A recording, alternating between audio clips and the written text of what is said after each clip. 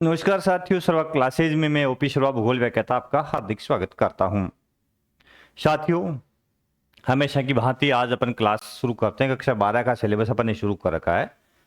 तो आज की क्लास में अपन साथियों देखने वाले हैं भू संसाधन और कृषि के संदर्भ में अपना आज का टॉपिक रहेगा। तो सभी साथी आपके अपने सर्वा क्लासेज यूट्यूब चैनल जो है उसको सब्सक्राइब कर लें और साथ साथ में बेल आइकन दबा लें, ताकि जैसे वीडियो अपलोड होगा तो आप तक उसका क्या जाएगा, नोटिफिकेशन आ जाएगा और आपको क्लास के बारे में पता भी लग जाएगा कि कब क्लास आपकी शुरू होने वाली है, कब क्लास आई है, कब क्लास आने वाली है, आदि आदि बिंदुओं पर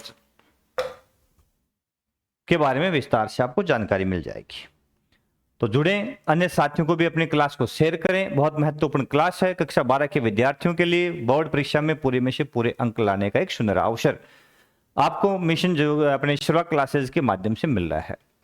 शुरू करते हैं साथियों आज की क्लास को मुख्य रूप से इन्हीं शब्दों के साथ में कि बेहतर से बेहतर की तलाश कर, मिल जाए नदी तो समंदर की तलाश कर। टूट जाता है शीशा अक्सर हर पत्थर की चोट से, टूट जाए पत्थर ऐसा शीशा तलाश कर, टूट जाए पत्थर ऐसा शीशा तलाश कर। इन्हीं शब्दों और भावों के साथ में आज की क्लास को शुरू करते हैं। चैप्टर 3, बुक का नाम भारत, लोग और अर्थव्यवस्था, पार्ट फर्स्ट, और अपना टॉपिक रहेगा भू संसाधन और कृषि। ठीक है, देखते हैं किस तरह के यहां से प्रश्न बनते हैं और किस प्रकार से इन प्रश्नों का उत्तर हमें देना है।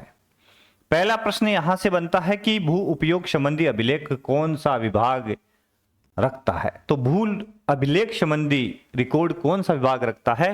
तो सिंपल सा उत्तर है भू राजस्व विभाग। कौन सा विभाग है? भू राजस्व विभाग। गांव के अंदर इस विभाग को संभालने वाले आपको पता है कौन होते हैं? पटवारी जी, है ना? नाम सुना होगा गांव में पटवारी जी। तो ये पटवारी जी मुख्य रूप से भू अभिलेख रिकॉर्ड जो है वो गांव के संदर्भ में रखा करते हैं ग्राम पंचायत स्तर पर। उसके ऊपर कुछ पटवारियों का जो समूह होता है, 2 या 2 से 3 पटवारियों के ऊपर एक गिरदावर होता है और उनके ऊपर मुख्य रूप से नायब तहसीलदार और उसके बाद में खंड स्तर पर या तहसील स्तर पर तहसीलदार जी ये व्यवस्थाएं पूरी देखते हैं। दूसरा प्रश्न यहां से बनता है कि भारत की प्रशासकीय इकाइयों के भौगोलिक क्षेत्र की सही जानकारी कौन सा विभाग देता है? तो प्रशासकीय इकाइयों की भौगोलिक क्षेत्र की सही जानकारी, जैसे कि जिले के बारे में, तहसील के बारे में, ग्राम पंचायत के बारे में, तो इनकी सही जानकारी देता है भारतीय सर्वेक्षण विभाग। कौन सा विभाग देता है? भारतीय सर्वेक्षण विभाग ये जानकारी देता है। अगला प्रश्न बनता है साथियों यहां से कि भू राजस्व विभाग व भारतीय सर्वेक्षण विभाग में मूलभूत अंतर क्या है? दोनों के बीच में मूलभूत डिफरेंस पूछ लिया है, तो इसका उत्तर अपन कैसे लिखेंगे? तो भू राजस्व विभाग और भारतीय सर्वेक्षण विभाग में मूलभूत अंतर क्या है?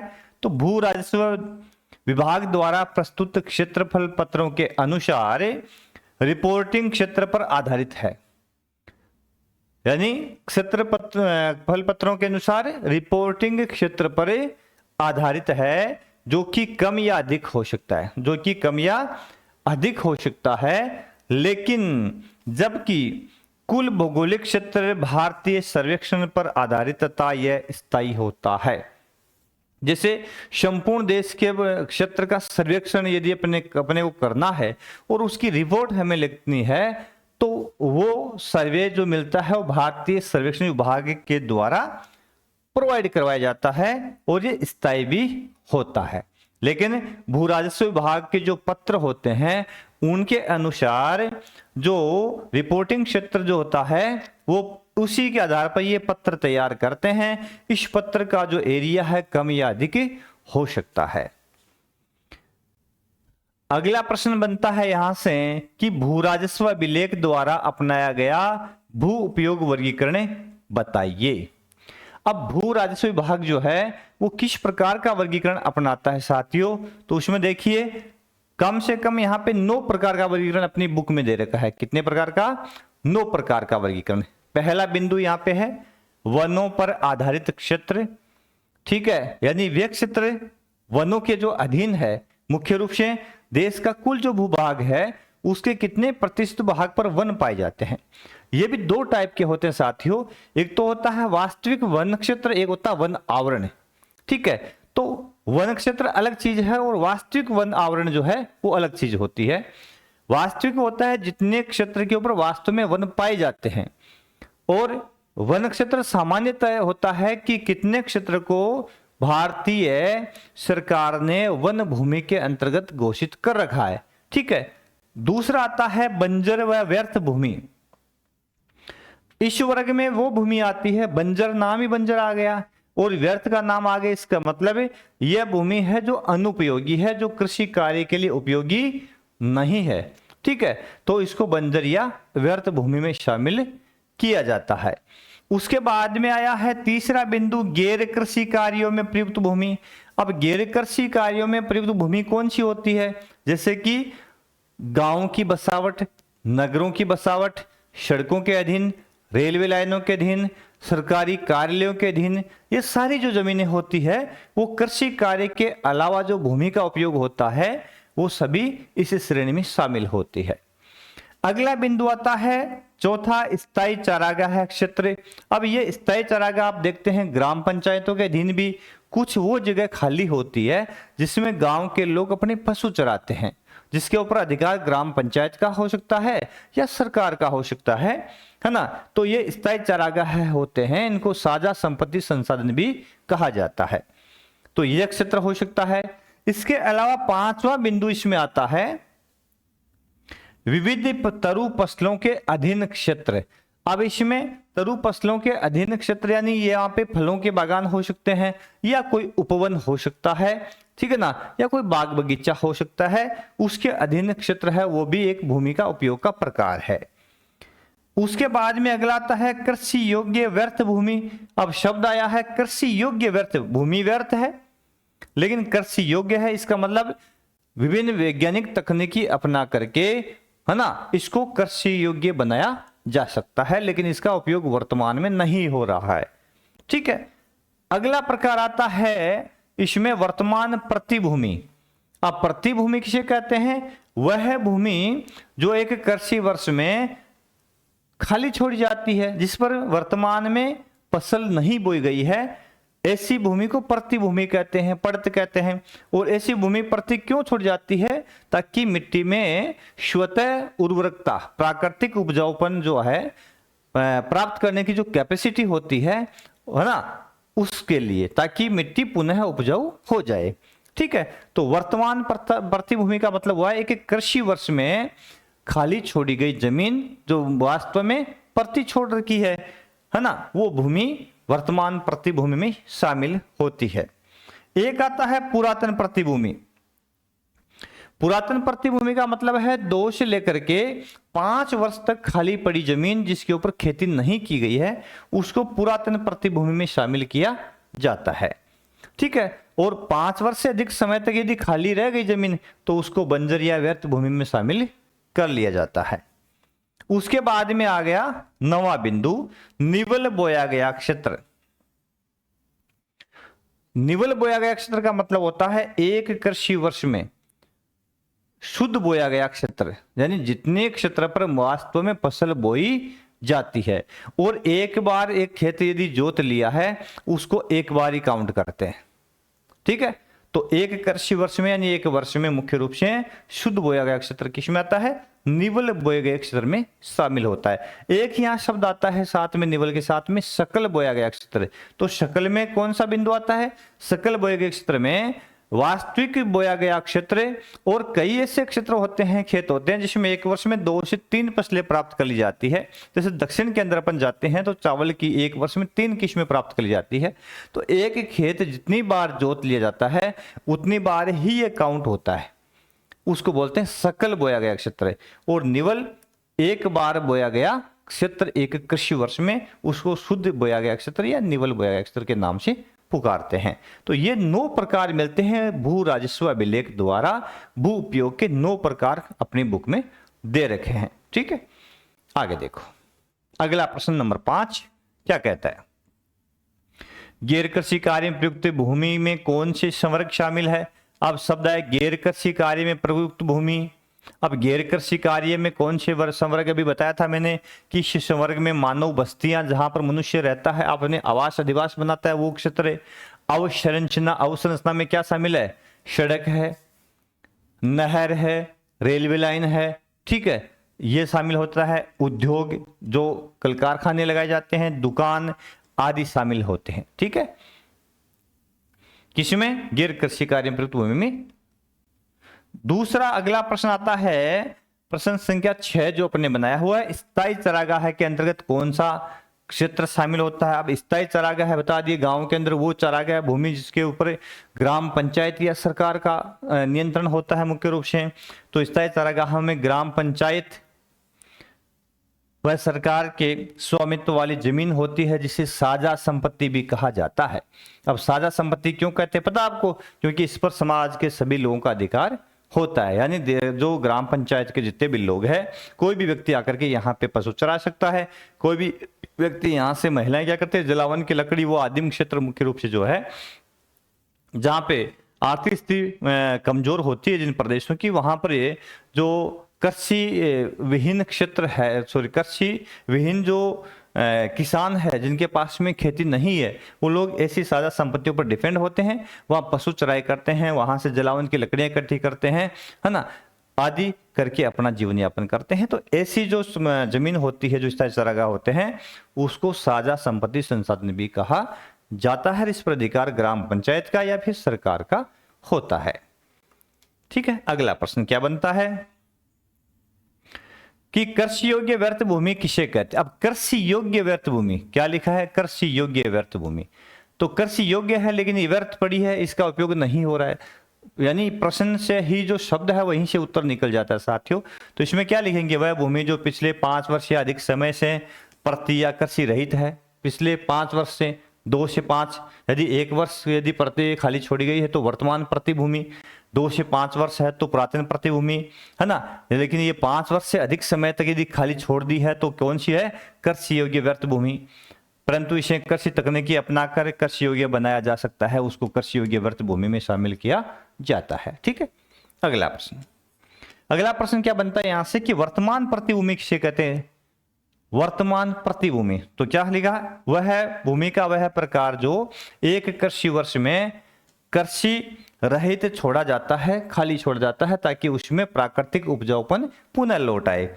ऐसा भूमि उर्वरा शक्ति को बढ़ाने के लिए किया जाता है। ये एक प्रकार से कहें अपनी सांस्कृतिक परंपरा सी बनी हुई है कि अपन खेत जोतते हैं, तो जिस खेत को 2 से 3 साल तक अपने कंटिन्यू जोत लिया है, तो उसके बाद में उसको अपन खाली छोड़ते हैं, पड़त छोड़ते हैं, प्रति छोड़ते हैं, ताकि उसमें जो घास वगैरह ग्रोथ करेगी वो घास मिट्टी में मिलेगी, तो उसमें पुनः उपजाऊपन की मात्रा स्वतः आ जाएगी और खेत उपजाऊ हो जाएगा। आने वाले समय में उस खेत में अच्छी फसल होगी, उत्पादकता बढ़ जाएगी, ऐसा माना जाता है, ठीक है, और हम करते भी है। अगला प्रश्न साथियों यहां से क्या बनता है? अगला प्रश्न बनता है अपना कि पुरातन प्रतिभूमि किसे कहते हैं? तो अभी मैंने एक्सप्लेन इसका किया भी था। पुरातन प्रतिभूमि तो भूमि का वह प्रकार जिसे 1 वर्ष से अधिक व 5 वर्ष से कम समय तक के लिए प्रति यानी खाली छोड़ा जाता है। पुरातन, वर्तमान और पुरातन 2 शब्द आते हैं, तो 2 से 5 वर्ष तक जो खाली पड़ी रहती जमीन है उसको पुरातन प्रतिभूमि कहा जाता है। इसका उद्देश्य वही है, मिट्टी में स्वतः उपजाऊपन लाने के लिए, पुनः उर्वर हो जाए वो, उसके लिए छोड़ा जाता है, ठीक है। अगला प्रश्न क्या है? देखिए, निवल बोया गया क्षेत्र किसे कहते हैं? तो अभी मैंने बताया था निवल और शुद्ध में क्या फर्क है? निवल और शुद्ध एक ही होता है, निवल और शकल में फर्क होता है, ठीक है। तो वह भूमि जिस पर 1 वर्ष कृषि वर्ष में फसलें बोई और काटी जाती है उसको निवल क्षेत्र कहा जाता है। दूसरा शब्द इससे संबंधित है, दूसरा सकल बोया क्षेत्र किसे कहते हैं? तो निवल और सकल का पूछ लिया जाता है कई बार प्रश्न, तो इसका उत्तर देना बहुत जरूरी है साथियों। किस प्रकार से उत्तर देना है ये भी आपको आना बहुत जरूरी है ना। तो निवल शुद्ध बोया क्षेत्र, 1 कृषि वर्ष में शुद्ध क्षेत्र जितने ऊपर खेती अपन ने कर रखी है। और निवल शकल हो गया वह क्षेत्र जिस पर 1 वर्ष में जितनी बार फसल बोई जाती है संपूर्ण फसल को, क्षेत्र को जोड़ा जाता है। जैसे कि एक खेत है, उसके अंदर 1 वर्ष में अपन ने चावल बो लिया, उसके बाद में जैसे ही रबी की फसल आई गेहूं बो लिया, है ना, उसमें जायद में ककड़ी कर ली, तो ये जो खेत है इस खेत को अपन ने 3 बार काउंट करेंगे, ठीक है। तो इसका मतलब ये कितना होता है? 3 बार काउंट हुआ तो शकल में आ जाएगा ये, ठीक है ना। तो इस प्रकार से निवल और शकल में डिफरेंस है वो पाया जाता है। अगला प्रश्न देख लीजिए। 12वां प्रश्न क्या बनता है साथियों अपना यहाँ पे? 12वां प्रश्न बनता है कि भू उपयोग को प्रभावित करने वाले प्रमुख कारक कौन कौन से हैं? भू उपयोग को प्रभावित करने वाले कारक, किन कारणों से भूमि का उपयोग प्रभावित होता है? महत्वपूर्ण कारक, पहला कारक यहां पे क्या दिया? अर्थव्यवस्था का आकार। देखिए साथियों, जिन देशों की अर्थव्यवस्थाएं बड़ी हो रही है वहां पर भूमि का उपयोग चेंज हो रहा है। क्या हो रहा है? भूमि का उपयोग चेंज हो रहा है। किस रूप में? कि प्रारंभिक जो अल्प विकसित कंट्रियां देखने को मिलती है, जो होती है, उन कंट्रियों में लोगों के पास में, उन देशों में प्रमुख रूप से लोगों का व्यवसाय होता है प्राथमिक क्रिया। वो पशुपालन करते हैं या खेती करते हैं, खनन करते हैं या संग्रहण करते हैं, वो प्राथमिक क्रियाओं में अधिक संलग्न होते हैं। तो उनका भू उपयोग मुख्य रूप से किस पर डिपेंड होता है? खेती पर डिपेंड होता है। कृषि कार्य में उसका उपयोग ज्यादा होता है। तो अर्थव्यवस्था का आकार जितना बड़ा होता है उस देश के क्रियाकलाप जो होते हैं, आर्थिक क्रियाकलाप, वो बदल जाते हैं। जैसे विकसित अर्थव्यवस्थाएं जितनी भी है उसमें द्वितीयक और तृतीयक क्रियाकलापों में अधिक लोग संलग्न है, ठीक है। और अल्प विकसित और विकासशील देशों में मुख्य रूप से प्राथमिक क्रिया में यानी खेती और पशुपालन में लोग अधिक भू उपयोग करते हैं। तो अर्थव्यवस्था के आकार के आधार पर भी मुख्य रूप से भू उपयोग बदल जाता है। तो आकार जिसे उत्पादित वस्तुओं व सेवाओं के मूल्य के रूप में मापा जाता है। किसको? अर्थव्यवस्था के आकार को किस रूप में मापा जाता है? उत्पादित वस्तुओं और सेवाओं के मूल्य के रूप में। यहां से नया प्रश्न यह भी बन जाए कि अर्थव्यवस्था के आकार को किस रूप में मापा जाता है? तो वह उत्पादित वस्तुओं और सेवाओं के मूल्य के रूप में मापा जाता है, ठीक है। अगला प्रश्न, अगला बिंदु, समय के साथ अर्थव्यवस्था की संरचना बदलती है। संरचना अर्थात प्राथमिक सेक्टर से लोग किस सेक्टर में जा रहे हैं? द्वितीयक और तृतीयक सेक्टर में अधिक जा रहे हैं। इस कारण से द्वितीयक और तृतीयक सेक्टर में जाने से भूमि का उपयोग बदल जाता है। खेती से लोग किस में चले जाते हैं? औद्योगिक क्रियाओं में, विनिर्माण में और सेवा सेक्टर में चले जाते हैं, तो भूमि का उपयोग बदल जाता है, ठीक है। तीसरा प्रकार, तीसरा है समय के साथ कृषि क्रियाकलापों का अर्थव्यवस्था में योगदान कम हो जाता है। क्योंकि जैसे समय बढ़ रहा है खेती है वो कैसी लाभदायक सिद्ध हो रही है। और विशेषकर अल्प विकसित और विकासशील देशों में तो ये बड़ी समस्या है कि खेती अलाभदायक सिद्ध हो रही है। क्योंकि हम क्या करते हैं साथियों, जो खेती करते हैं विकसित और विकासशील और अल्प विकसित देशों के अंदर, जो किसान कौन होता है? किसानी कौन करता है? जो नहीं पढ़ा लिखा है कि नहीं। अपने भाई अपने इलाके में अपन क्या करते हैं? कुछ नहीं करा, स्कूल नहीं जा रहा है, पढ़ नहीं रहा है, तो क्या करेगा? देख लेना खेती करनी पड़ेगी, है ना। कल हल चलाएगा, कल पशु चराएगा। और जो विकसित कंट्रियां हैं उनमें खेती कौन कर रहे हैं? जिनके पास में एग्रीकल्चर में डिप्लोमा है ना। जिसने पशुपालन में, पशुपालन कौन करेगा? जिसने पशुपालन में डिप्लोमा तकनीकी डिग्री ले रखी है, वो लोग वो काम करें तो वो अधिक पैदावार देते हैं, अधिक लाभ देते हैं। तो तीसरा, समय के साथ में कि कृषि क्रियाकलापों का अर्थव्यवस्था में योगदान कम होता चला जा रहा है, क्योंकि प्राथमिक क्रिया से खेती से लोगों का रुझान द्वितीयक और तृतीयक क्रियाओं में ज्यादा बढ़ रहा है। पर भूमि पर कृषि क्रियाकलापों का दबाव कम नहीं हुआ है। कम क्यों नहीं हुआ है? यानी खेती से लोगों का मोह हट रहा है, फिर भी खेती पर, भूमि पर कृषि क्रियाकलापों का दबाव कम नहीं हुआ है। क्यों? तो इसका कारण है बढ़ती हुई जनसंख्या और उसकी आवश्यकताएं। जनसंख्या बढ़ रही है, उसके साथ साथ में उसकी आवश्यकताएं बढ़ रही है। इस कारण से खेती पर दबाव कम नहीं हो रहा है आज भी, ठीक है ना। अगला प्रश्न क्या बनता है, देखिए 13वां प्रश्न, 1950-51 से 2014-15 तक भूपयोग में परिवर्तन किस प्रकार रहा? तो अपने यहाँ एक टेबल दे रखी है, ठीक है। 1950-51 का आंकड़ा दे रखा है और 14-15 का आंकड़ा दे रखा है।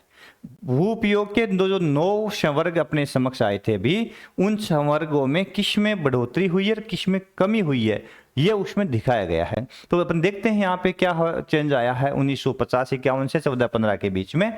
तो देखिए, पहला है कि गैर कृषि कार्यों में प्रयुक्त भूमि जो है उसमें वृद्धि हुई है।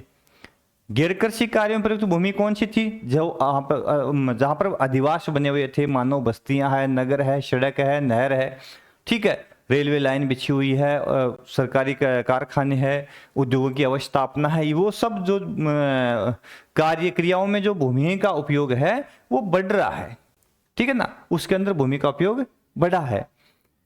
अधिकतम रही, जिसका कारण भारतीय अवसंरचना की बदलती संरचना है। ऐसा क्यों हुआ?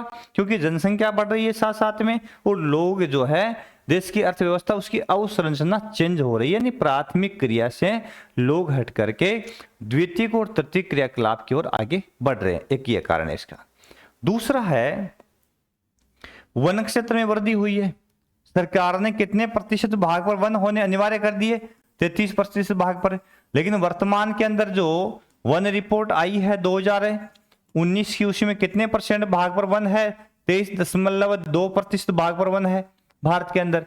ठीक है, तो वन क्षेत्र में वृद्धि हुई है, लेकिन यह नहीं कि पेड़ पौधे ज्यादा लगा दिए, यह बड़ा कारण नहीं है। वन क्षेत्र में वृद्धि का कारण है सीमांकन में सरकार ने वृद्धि कर दी है, बहुत बड़े क्षेत्र को वन विभाग ने अपने अधीन ले लिया है, इस कारण से वन क्षेत्र में भी वृद्धि हुई है, यह बड़ा कारण है। ठीक है, अगला है वर्तमान प्रतिभूमि में वृद्धि हुई है।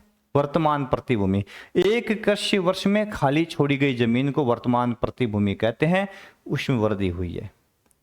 क्यों हुई, क्या कारण हो सकता है इसका? इसका कारण है कि लोगों का खेती से रुझान हट करके द्वितीयक और तृतीयक क्रियाकलापों में लोग अधिक संलग्न हो गए, तो इसलिए वर्तमान प्रतिभूमि है वो अपने आप पड़ी रह गई, और वो वर्तमान प्रतिभूमि है उसका अनुपात बढ़ गया। जो फसल चक्र व वर्षा की अनियमितता का कारण भी है। अब दूसरा कारण क्या है? लोग फसल चक्र अपना रहे हैं, स्वतः उपजाऊपन के लिए अपनी जो सांस्कृतिक परंपरा रही है उसका निर्वहन कर रहे हैं, इस कारण से भी ये सवाल।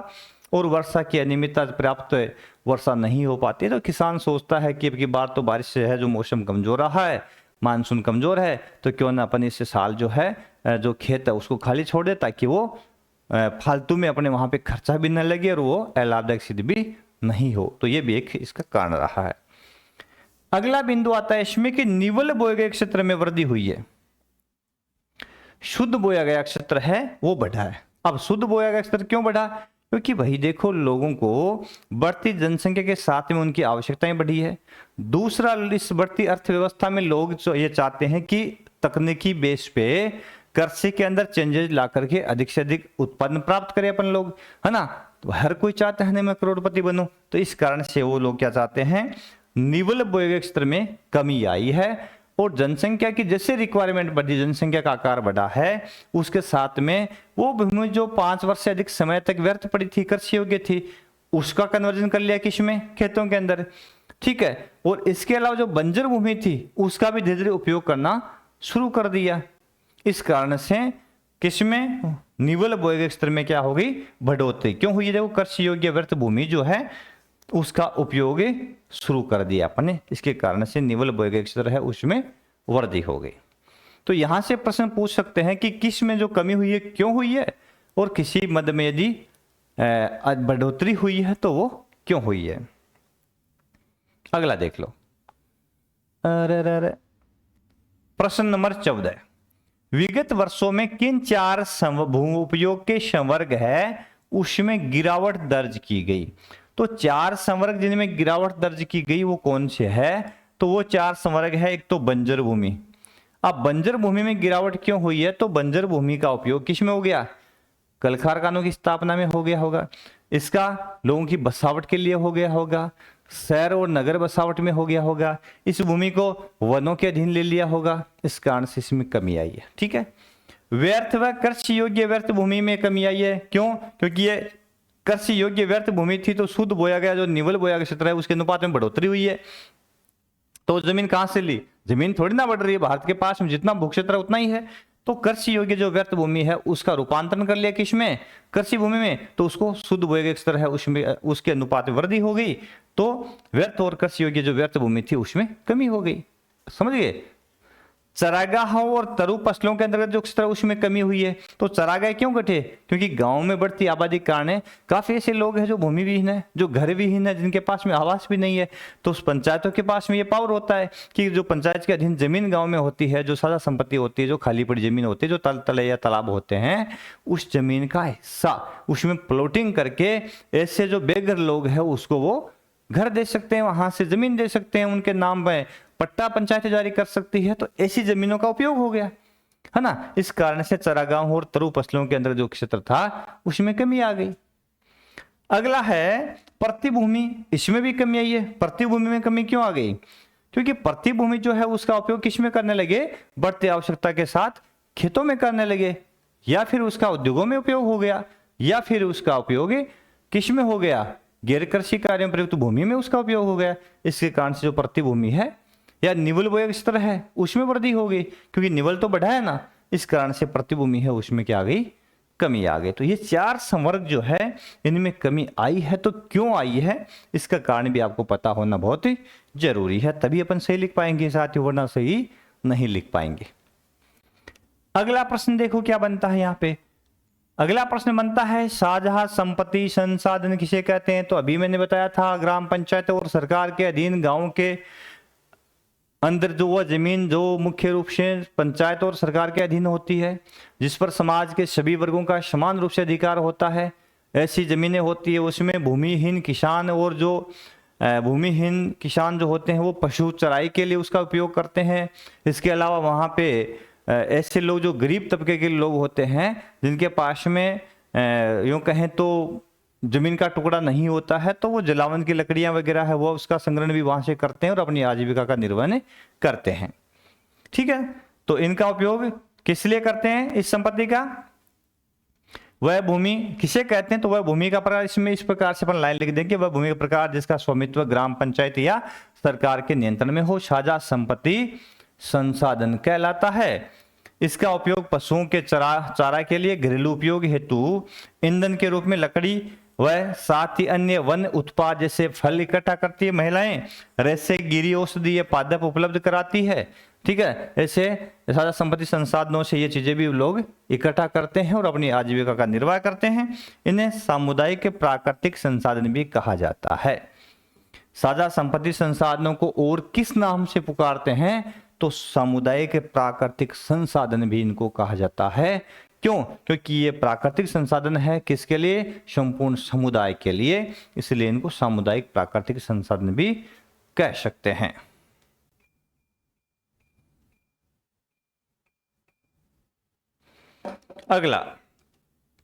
अगला प्रश्न देखिए दोस्तों क्या बनता है यहां पे। 16वां प्रश्न, साझा संपत्ति संसाधनों का महत्व किन लोगों के लिए अधिक है? तो अभी बताया था मैंने, छोटे भूमिहीन कृषक। किन के लिए अधिक महत्व है?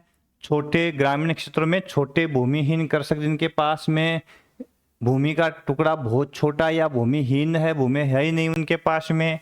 अन्य आर्थिक रूप से कमजोर वर्ग, जिनके पास में आर्थिक स्थिति ठीक नहीं है ना, जो गरीब लोग हैं, उन व्यक्तियों के लिए जीवन यापन का आधार कौन सी होती है? यह साझा संपत्ति संसाधन, यानी ये जमीनें होती है। इस जमीन का उपयोग करके वो अपना जीवन यापन कर लेते हैं। ठीक है, अगला प्रश्न, अगला कौन सा आता है?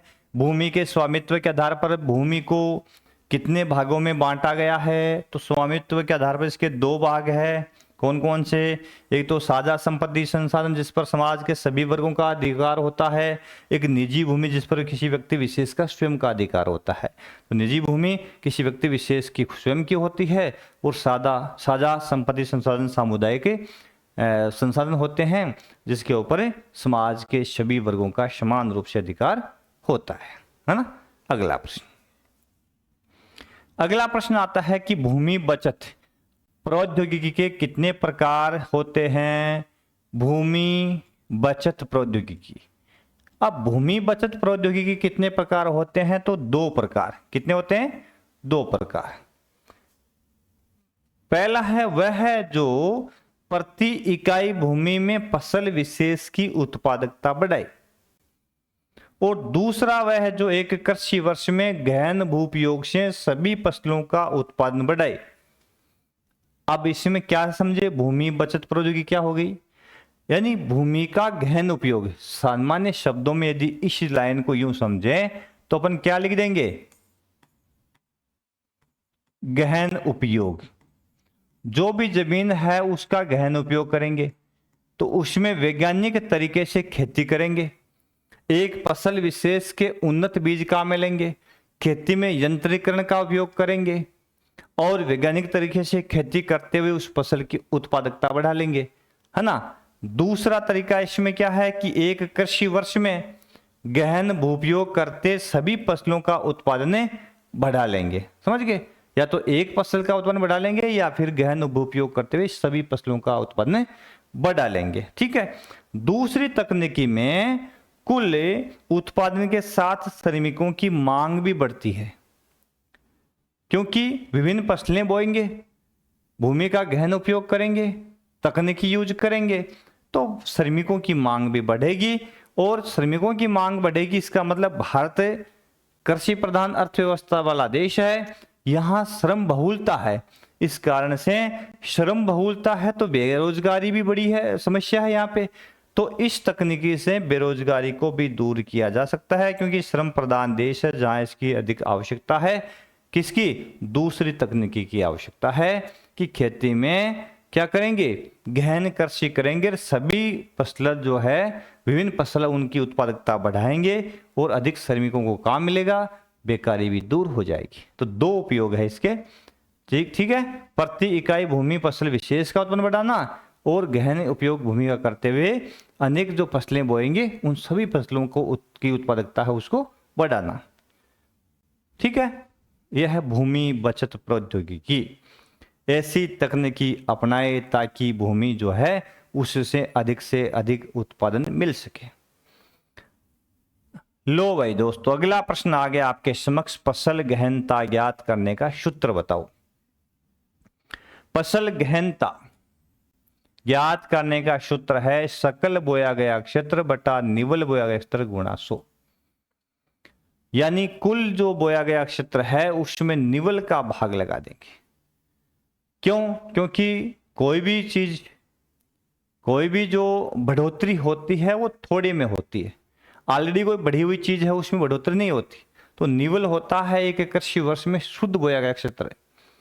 उसमें किसी फसल किसी खेत को यदि 5 बार जोत लिया और उसको काउंट कर देंगे तो हो जाएगा, इसी से सकल बोया गया क्षेत्र है। तो सकल में निवल का भाग लगाएंगे, 100 से गुणा कर देंगे तो कृषि की गहनता आ जाएगी। ठीक है, कि कितना गहन भूपयोग किया गया है।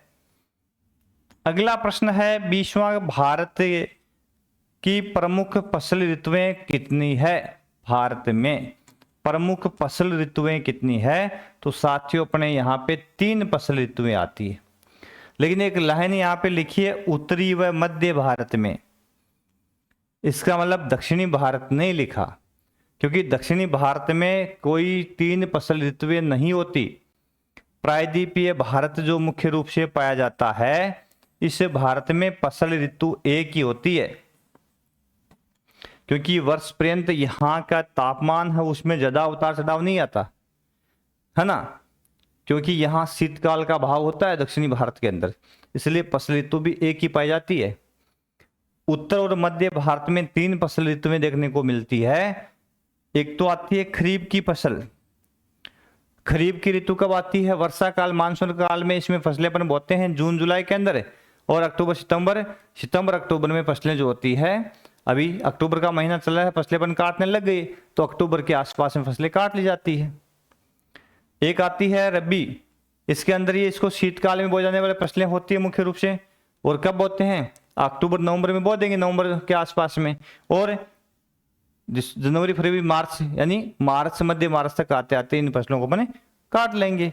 एक आती है जायद की फसल, जिसके अंदर मुख्य रूप से ककड़ी, खरबूजा, तरबूज आदि बोए जाते हैं, और ये अल्पकालीन फसल ऋतु है मुख्य रूप से। और ये कब हो जाती है? ग्रीष्म ऋतु की फसल है, तो ये इसमें अप्रैल लास्ट में, यानी अब मध्य अप्रैल के तक बोई जाती है और मई जून तक ये रहती है। मई जून में ये फसल जो है वो क्लियर हो जाती है। ठीक है, तो इस प्रकार से अपन कहेंगे तो भारत में 3 प्रमुख फसल ऋतुएं पाई जाती है। ठीक है, अगला बिंदु है कि कौन सी फसल ऋतु जो है उसमें कौन कौन सी फसलें होती है। तो अगला जो बिंदु है उसकी विस्तार से चर्चा करेंगे अगले कालांश में। आज के कालांश में साथियों इतना ही। आप सभी साथी आपके अपने सर्वा क्लासेज जो यूट्यूब चैनल है उसको क्या कर लेंगे? सब्सक्राइब अवश्य कर लेंगे, अधिक से अधिक अन्य साथियों को जोड़ेंगे, और आपके अपने सर्वा क्लासेज का खुद का एप्लीकेशन है उसको डाउनलोड कर लेंगे, ताकि आपको संपूर्ण ज्योग्राफी जो है उसकी मुख्य रूप से पीडीएफ नोट्स इसमें डाल दे रखे हैं, क्लासें डाल रखी है, लाइव क्लास भी चलती है, टेस्ट सीरीज भी यहाँ मिलता है। तो सभी की सभी ज्योग्राफी का संपूर्ण सिलेबस यहाँ आपको उपलब्ध होता है। तो सभी साथी इस यहाँ से जुड़ें और चैनल जो है उसको सब्सक्राइब कर लें, अन्य साथियों को शेयर करें, बेल आइकन दबा लें ताकि जैसे वीडियो अपलोड होता है तो आप तक उसकी जानकारी भी मिल सके। तो धन्यवाद साथियों, फिर मिलेंगे अगली क्लास में, तब तक के लिए नमस्कार, जय हिंद, जय भारत।